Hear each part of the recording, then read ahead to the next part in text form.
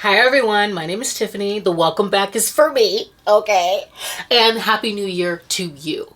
I have a vague idea of what I want this video to be because I'm currently in that space after Christmas before New Year's, and I'm trying to think of my first reads for 2026. And so I'm gonna prepare that with you instead of just thinking about it. I turned the camera on. Today, I definitely want to go to Barnes & Noble and capitalize on that 25% off, including 10% because I have a premium membership because books are so expensive now. Yeah, we're going to be doing that. Sorry, I'll back up. It's just been a lot. Like, hardcovers are $30. I'm going to the sale. And because I'm going to be adding to my physical TBR up in here, I want to end this video having read my first read for 2026. So hopefully we can get that done, or I can finish this video on the first with you. I want to have that communal experience with you and really just get this TBR started. I have thoughts, because to be honest with you, I've really been interested in picking up The Everlasting by Alix Harrow, or Harrow. Not quite sure how to pronounce it. Feel free to correct me in the comments. I'm a person that can admit my shortcomings. I don't mind being corrected. So just let me know. I've been hearing people pronounce her name differently, and I'm actually intrigued because I didn't think I would pick up another by her. Starling House was the last book that I read. It was 3 stars. It didn't quite hit on all cylinders, but the way that people have been talking about Alix Harrow's The Everlasting has me wanting to make it the first read of the year, and that would also qualify for me primarily having this video be about my physical TBR, because since the Burrs came into town, September, October, November, December, I've had this shelf that's really been housing all of my currently and to be read books, along with a little neon sign. It's been cute up in here, and because I've had the books there and not on my TBR cart, I've actually been picking them up. So I want to revamp it right now. I don't have that much on my shelves that I know I definitely am going to be getting to in the month of January, but I want to pull them. I want to change my neon sign, okay, for the new year, and then I think we'll go to Barnes together, do the haul, and we can start the reading vlog portion of this video. But as I've said, hi, hello, I've missed you, and we'll just figure this video out as I go. Right now I'm looking at, because oh my gosh, it's been a year and a half with B from Mama Needs to Read Romance, Christy from Christy Reads a Lot, Rachel from Rachel Reads and Sings, and Avery from, I hope it's okay for me to say, who is now Avery's Bookish Diary. We were reading the Wallflowers, we read the Hathaways, we read the Ravenels, and so in the month of January, we're going to be reading this duet in time for Derek Craven Day. I can't wait. And also to hear B from Mama Needs to Read Romance's thoughts, because she's never read it. And I have never read Then Came You, so I'm absolutely going to be putting this on the TBR cart. I'm also going to be participating in Summerween, and so one of the prompts for that readathon is to read a book that I didn't get to in 2025, or a 2025 release. So I probably want to get to Lucky Day by Chuck Tingle. I read Camp Damascus this year, and it is a top read for me. It's one of my favorite reads of 2025. So I just want to continue on. I started reading The Fall by Tal Bauer because I have no more Heated Rivalry to watch. I mean, I'm still rewatching all 6 episodes. Oh gosh. And I'm just so happy about that show. I am so just like proud of romance as a genre, and elated to see how they honored the source material on that show. It's chef's kiss. I've read Heated Rivalry before, but I have not read The Long Game. And so I'm obsessed. I'm reading it. I want to read that in January, and then I've got to continue on with Dungeon Crawler Carl. So maybe I'll bring you down below, or we can just reconvene after the bookstore and I'll show you the shelf, okay, as it evolves, because I think I want to be really realistic about how many physical books I'm putting on my TBR. Well, we're all new because I ain't been on here either. My primary form of reading is ebooks. And so I think this little shelf, I don't know what it is, if it's a brain hack, has been getting me to pick up more physical copies first. Sometimes I find the audio and I'm able to read in tandem, sometimes not. But it's been really nice, okay, to pick up more physical books. And so, I mean, we're just going to incorporate it all. I think we'll just meet back here. I'm going to grab DCC and I'll let you know how the shelf ends up. But let's go to the store first and get these deals, okay?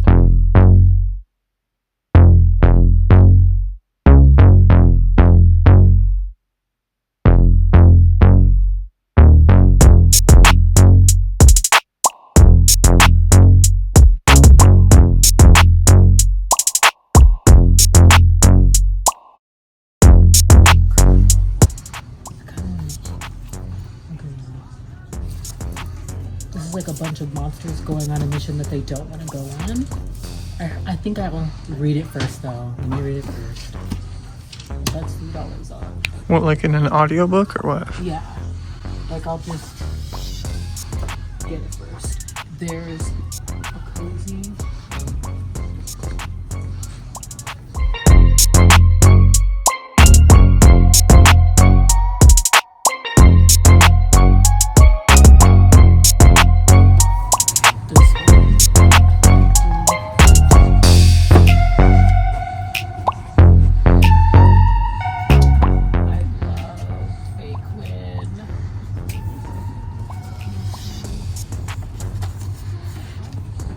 What's it about? This is MM, and I'm not sure. I just love the Christmas Daddy series, and then there's actually, this is the third in the Christmas Daddy series. You have it, right? Yeah. I just love seeing her in the bookstore. MM is on point. I really want to see Tal Bauer up in here too. Where's the Heated Rivalry at? Rachel Reed. It's probably sold out. Let's see if we can find her. I have Heated Rivalry, the OG cover that I couldn't find for years, so the recover is smart with the new show. And then I have The Long Game, which is like the second part of Ilya and Shane's story, but I don't have the other books within the series. So, Game Changer. Oh yeah, we're not gonna have them, sorry. Right?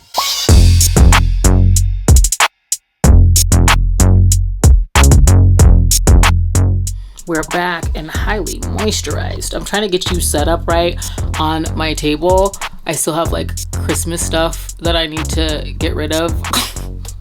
I think I recorded myself putting that stuff up actually, which just goes to show how much I'm doing in this library and I'm not uploading. But anyway, it's coming down, and I was gonna sit down and try to have a cute moment, but we're not. We're gonna stand right here. Oh, I do look moisturized, and I'm going to show you what we got, what we're going to be adding to the shelf. Absolutely. I'm going to be starting 2026 out with The Everlasting by Alix E. Harrow. Let me know. And I picked this book. I want to tell you because when I started watching BookTube, I wanted to know how people were getting recommendations, okay, and how they were honing in and discerning their taste, which I now know is just by reading. I've read a ton of books at this point, but it is because a favorite of mine is, an all-time favorite of mine is This Is How You Lose a Time War. This is a space opera with brevity. It is sapphic. It is melodic and deep purple when it comes to the prose.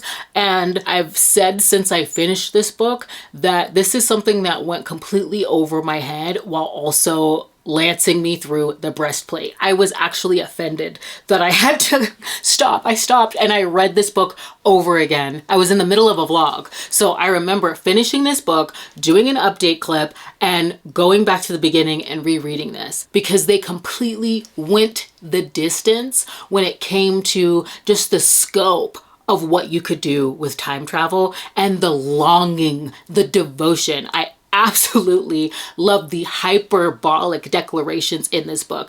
And I have been seeing a lot of reviews from people like me where Starling House may have not been a 5-star for them, but they picked this up, were pleasantly surprised. It's on their top reads of 2025 list, and they spoke of this being like an epic tale and having beautiful language and the time travel aspect of it. It's also featuring a lady knight. So I want to get into that. I want to be in the know. So we're going to be reading that in this video. This year, I want to read Pet Sematary. I did read Misery by Stephen King last year, which I don't know where it is on these shelves. I know I own it because I was sitting up here reviewing it in this very library, and I don't know where it is. And also, I did not get the recover because he has these kind of like vintage looking recovers right now. I didn't get it in the sale because in my Libib app, where I've scanned every book up in here so I don't double buy books, it says I have the book. I'm glad that I didn't buy the new vintage recover of it just so that it could match. I'm kind of in my era of being granularly grown when it comes to my finances. My budget and my finances cannot support girl math at the moment. So we've got to be granularly grown and find the copy that I do have. My library is also in a state where I had room on the top. I have extenders on the top of this bookshelf, or this like set of bookshelves, and now they're all full and double stacked. So it's probably there. But for the purposes of this video, long-windedly around, I'm really hoping that I enjoy Pet Sematary. Again, I want to read this for Summerween, but my friend was talking about just the themes of loss and grieving and aging and what people are willing to do to save their loved ones, and the creep factor that she felt while reading this. And so I think I'm ready. We've been picking up more thrillers, more horror, and I definitely want to read that this year. Not that I'm trying to read like a Stephen King a year, but that's what we're reading for the month of January. And I also this is a cover by, I'm not even going to sit here and lie, Daddy Issues by Kate Goldbeck. The last Kate Goldbeck, I'm so sorry. I'm just thinking about the tragedy of this year, this month. The last Kate Goldbeck I read was actually You Again. Got it. I have read You Again by Kate Goldbeck. I did rate this 3 stars. I picked this up because it is inspired greatly by When Harry Met Sally, which is, I didn't really realize right now, since we recently lost Rob Reiner and Michelle Reiner, who inspired a redo of the ending of When Harry Met Sally, which made it a love story because of theirs. And so that's just something that was tragic that happened this year, this month. And so I didn't really think about the tie-in, and I'm just being honest about where my head is kind of at while I'm going over these, but that is a tragedy. And the inspiration for this book really came through. It's just that it leaned more towards a literary fiction than it did a romance to me, and so it ended up being 3 stars. Now, Daddy Issues, okay, seems to be real focused on the romance. It has all of the pinging words like single dad, they are next door neighbors, it's an age gap, and the cover's stunning. Again, this is kind of like a cover by, and I'm really concerned about lighting this melanin more so than the cover. So if it's blown out, I apologize, but this is stunning. I love how it's kind of like a comic book strip, and I'm gonna give it a go. I'm reading that this month, so I was so excited that that was there. And then I wasn't going to, but I just passed by it. I just passed by it, and I've yet to read it. And the film is coming out this year, or in 2026. You'll be seeing this in 2026. The film is coming out, and so I will be reading Sunrise on the Reaping, Hamich's story. I'm also in a dystopian mood right now, so I think I'm going to add more of those to my TBR, but those will be ebooks. This is about my physical TBR, but it was just stunning, and I got this edition. And lastly, for Christmas, Bae got me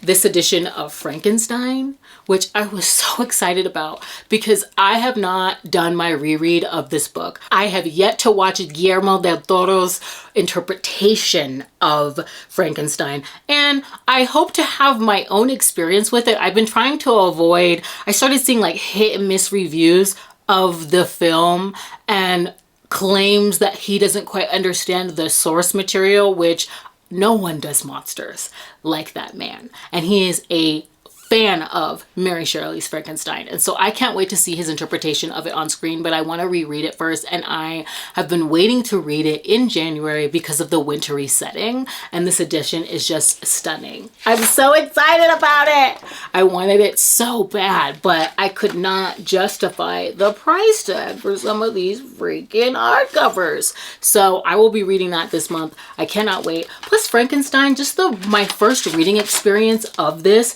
holds a special place for me because I read this in community college and my professor was absolutely just dedicated, and he's also responsible for writing me a glowing recommendation that got me into like my dream school. So I have not read this since my collegiate career, but I have fond memories of it and learning this text and engaging with it.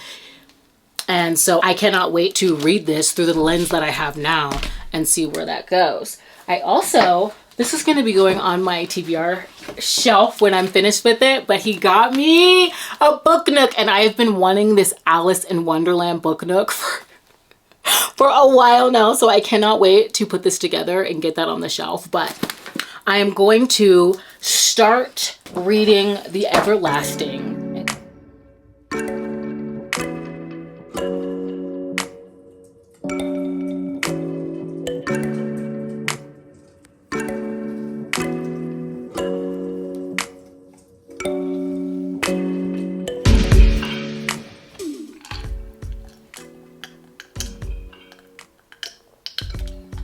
Oh my God. How are people drinking actual drinks in these videos? I'm sorry. I was trying to have like a cute mug moment because this is another one of my Christmas gifts. But the drink is so dang good. I have watermelon Red Bull in here with muddled fruit. And I just had to take a minute because I always see like, I mean, you've probably seen it too. During the autumnal vibe season, everybody had their mug, okay? And they were going over their TBRs or they were going over their recaps. And I just would like follow the mug and it looked so good. And I wanted to have that moment for myself, but I cannot authentically have it and not actually drink. Okay, I'm so sorry. That's so good. I am so sorry. That was delicious. I'm gonna take this off and throw the cover up so you know what I'm talking about while I'm talking about it, because I have gotten into the first 5 chapters of The Everlasting. I want to call it Una the Everlasting because at the beginning of this book, we are introduced to her journey of becoming the great knight of the realm of Dominion. And it is a really cutting prologue, and we're also introduced to Owen, who is a historian, and his introduction to Una's lore and how that's captivated his entire life and his studies as a historian. And it also feels like, or at least to me, it's telegraphing that this is going to be very meta, because this is Owen telling Una's story to her. It almost suggests that because of the reverence and the devotion and how he's speaking to her, I feel like I'm peeking in as a reader. It also suggests to me that this is happening after their HEA. And so the way that it's being told sort of collapses time a bit. I know that this is a time traveler fantasy romance, and it's because of his intimate understanding of every single beat of Una's journey as a knight and this sort of origin beacon of hope of the realm. It is because of that knowledge that he's sent back in time to sort of guide her into becoming who she is for the entire realm, which is crazy because it's as if he's meeting his idol and helping her become it. He gets to meet her back in time in the middle of her story as herself and not the lore of her. And in fact, he has a hand in creating the lore that he was captivated by. I like the intricate beats of that, how this story is being told. I would suspect that it might be a stumbling block for some, but I just really geek out on time travel, and I like how epic the tale is. And also the writing, and you're gonna get a quick cut here. I was just kind of flipping through so I could give you some quotes here. I like how descriptive it is. Owen is in awe that he's even getting this assignment. So I love it when he says, all I felt was a rising heady relief, as if the whole of my life, up until now, had been a sort of dreary, shameful churning, like dog paddling, which would be redeemed by everything that happened next. I also think that this is very sharp in its social commentary. So I have an example of that where he's speaking to another character who is able to outwardly express their rebellion to the status quo when it comes to the government structure of the realm. And he responds to this character by saying in his just inner dialogue how he marveled that he had never truly noticed the difference between us. This character had never really noticed the difference between Owen and himself. He didn't seem to understand that a man like me would never be wholly beyond suspicion, no matter how ardently loyal, while a man like him would never be wholly condemned, no matter how faithless. That I had always hated him just a little for the privilege of his defiance. I was able to outwardly rebel in that way. I like that. So I'm liking the writing. And I have one more that kind of speaks to when he meets Una in the past and what it's like to meet his idol and her be just real instead of in the lore of how he's used to consuming her. So I like when he says, it unsettled me greatly, that tiny pedestrian evidence of your mortality. You had always been ageless and hale in my mind, like one of those creatures preserved perfectly in amber at the peak of its health. Now you looked dangerously exposed, vulnerable to the ordinary violence of time in a way that made my chest constrict. I'm just really liking the writing. I'm liking the way that the story is being told. I believe it's going to be very meta. It's like a text within a text. I know that we're going to be dealing with time and maybe the disruption of it, but I have just arrived at the point where Owen has been sent back in time to help her along in her journey when she's at the lowest of her lows, when it says if she may not complete it and become the great knight of the realm of Dominion. So I'm enjoying it. And I'll be back when I've read more. I definitely want to finish this in this video. Maybe pick up something else. I want to commit to getting started. I'll see you in the new year. You'll be seeing this in the new year, but it'll be new year for me. Kind of Back to the Future-esque.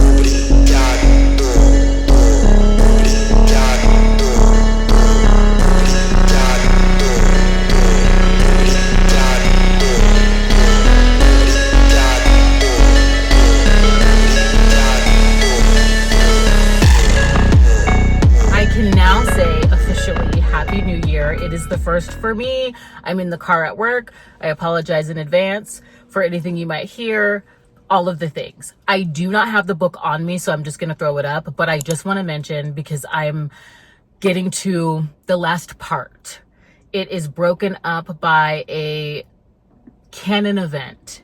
And I will say that the meat of the story, like the second act, if you will, my one qualm about it is the repetition, although I understand why that needs to happen in order for the story to come together. We are dealing with time travel, and that's all I'll say.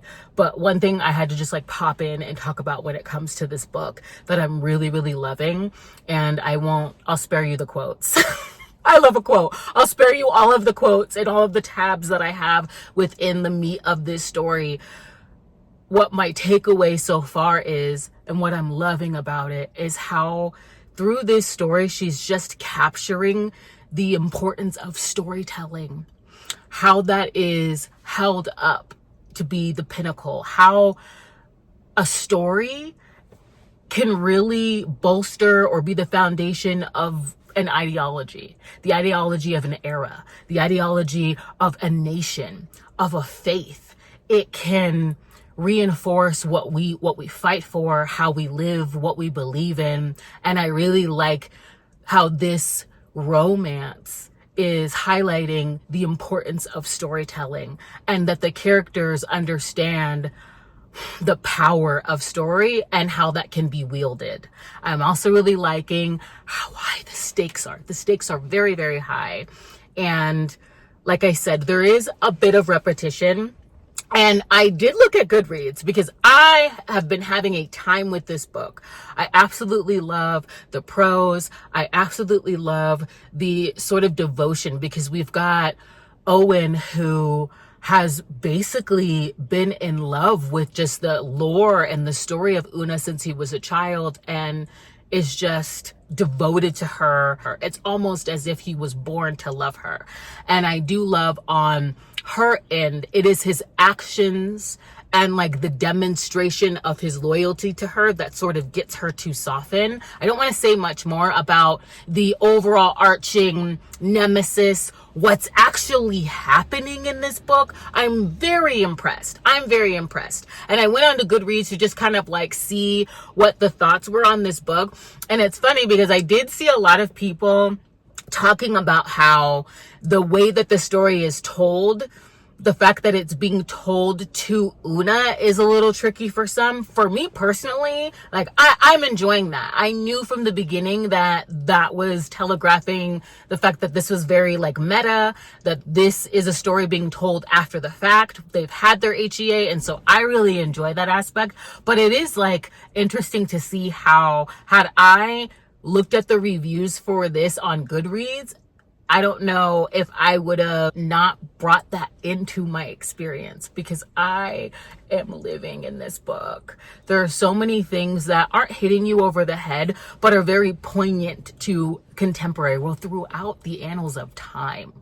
When it comes to censorship. Right now, I'm in the United States. So right now it's very poignant when it comes to the idea of stories wielding power and how we tell them, and thinking about the books that are being banned, the curriculum within schools, the erasure of history right now, and the importance of kind of winning that battle in terms of how are we going to be educating our populace, and what are the stories that we're going to be telling about the history or the foundation of our country today.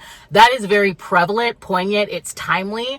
It's kind of funny because I don't know when it hasn't been, but I can't help but think that as I'm reading this book, and it kind of reminded me a little bit of like the film The Book of Eli with Denzel Washington. I don't know why that kept coming up, but even in that film, it is the power of story. It's the power of scripture. And he knows whoever's wielding that, depending upon whose hands it's in, it can be used for good or for great evil. And they're already in this like desolate situation. But anyway, so I kept thinking of just those themes, what's happening now, things that I can kind of compare it to. And I'm absolutely living. I'm loving the romance, and I'm loving the stakes are very, very high.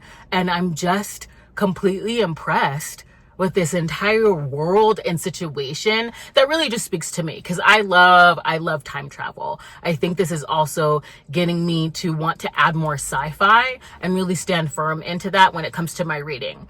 Just across genres, sci-fi romance, sci-fi horror, sci-fi thrillers. Like I really want to read more sci-fi. So I just wanted to pop in and talk about that because it really has me churning. I want to finish this by the end of the day and try to pick at least start something else for my physical TBR, but I'm really enjoying it. I am. Like, is this working for me? I'm really surprised. I wasn't expecting this from her, so I'll be back, hopefully tonight. I am finally done. With The Everlasting, I am holding on an official rating, but it's feeling like a 4.5. I will say that this is a story within a story that's being written and rewritten that's not necessarily told to the reader. And if you find the tenses of how this story is told to be a stumbling block, I have to say that the ending, there's a payoff, there is a reason, there is a method. The villain in this story is just take up arms worthy. Oh my God. I found it to be so creative. I was floored once I figured out what was actually happening. I was completely invested. I also think that this has everything to do with their romance, and the plot isn't separate from that. It's so intertwined, and this this really worked for me. This really worked for me. Highly recommend. Okay, highly recommend. And after which, I wanted to continue to tackle my TBR. So I did pick up Daddy Issues by Kate Goldbeck. And I am going to be putting it down for now. I've made my way through 10 chapters, so I've given it its due. And I have to say, I'm not putting it down because of the writing. Kate Goldbeck, especially her dialogue and character work, is really well done. The dialogue is sharp, it's quippy, it's dry, it's so on the nose that it sort of highlights the awkward nature of just the pleasantries and the small talk that we give each other. And so I like her comedy. I like how her dialogue feels like what someone would actually say. And I actually can relate to the heroine in this book. This is a sort of failure to launch at a mature age. I relate to this character so much that it might be why I'm putting it down. Her depression is immensely felt.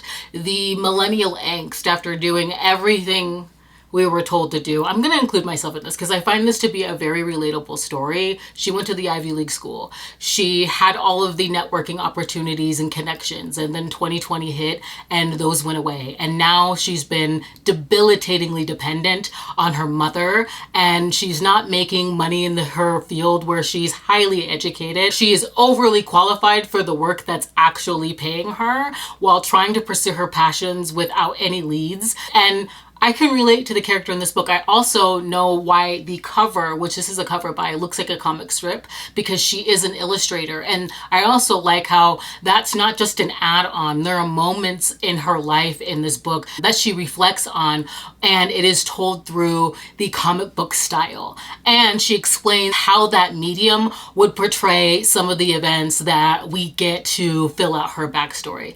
And so while she's living in her mom's apartment, she is utterly vexed by the construction work that's being done next door. She ends up bumping into her neighbor, who is the hero, who's also a single father. And she's sort of drawn to how invested he is as a father because her father is absent. And so again, I don't think that this is poorly written. However, because the writing is so quippy, it's so sharp, the verbal volley is really something you've got to be dialed into to catch it. And so I appreciate that. But I'm also feeling like upon their meeting, I'm not quite sure if I'm invested in them getting together. I don't know if I am seeing it between them. I also don't know how I feel about his daughter. Kids have to be written a certain way. I don't want to say well, because we all have our own attachments and the things that we like, but I'm still trying to figure out if I even enjoy his daughter on the page, if I think that they would even be good together. I'm not quite sold or invested in their romance, and because of that, I'm just gonna put it down for now. I really do think it might be because I relate to the character so much. I'm just coming off of an epic fantasy and I really want to go down that vein. I won't lie, I'm halfway through Paladin's Grace right now, and it's hitting, I wouldn't quite call it cozy because of some of the elements of the plot, the mystery element of the plot, what's on the loose, like decapitation, but it's also really, really sweet. Anyway, so I'm in the middle of that after putting this down, and I don't think I'm going to DNF it for always. It's just going to be DNFing it for now. I want to enjoy what I'm reading. I'm probably just in a fantasy mood, and as I've said, Paladin's Grace is hitting. So I am going to close this video out here and immediately start the next, where I want to prioritize my ebooks and figure out what my next read is going to be for that. I have book club books that I need to get to, and I have Winterween to prepare for, but I want to at least start an ebook as well, outside of The Fall by Tal Bauer, because that's been started. I'm kind of already this year into multiple books, such as how I read, and I want to make sure I have something at all times. So hopefully I see you next week for us to go through my ebooks and actually read one of those ebooks while I kind of build that TBR with you, because I'm not sure. I've got about 10. Some are Kindle Unlimited. Some I've just gotten through Unstuffed by Kindle Day. and from looking at everybody's like top reads of 2025. So we'll go over that in the next video. Thank you for joining me today. Please consider subscribing and sticking around. I sure am. And happy reading. I'll see you in the next one.